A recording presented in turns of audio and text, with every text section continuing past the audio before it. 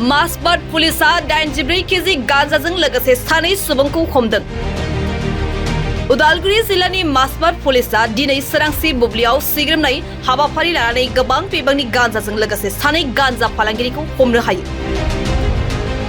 मिन्थिनो मोननाय बादिब्ला मोनसे संगालि सुलुंनि बिथायाव मासबाट पुलिस थानानि बिबानगिरि सन्जय कुमार दुबे आरो लालपुलाव थानाय 23 नं एसएसपि जवाननि मोनसे जुथाइ हानजाया आसाम अरुणाचल सिमना ओनसोलनि निजरा सेन्टारनि खाथियाव थानाय हाग्रायाव सिग्रोमनानै गोबां बिबांनि गांजाजों लोगोसे सानै फालांगिरिखौ हमनो हायो।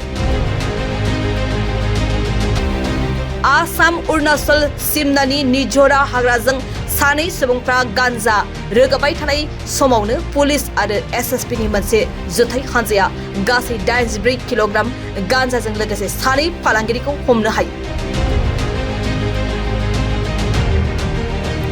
हमनो हानाय सुबुंफोरखौ उदालगुरि जिल्लानि निजरा गामिनि दीपक गुवाला आरो आदर्श बाहादुर गामिनि खाथियाव थानाय मन्दारगुरि गामिनि धरनीधर ब्रह्म होननानै सिनायथिदों।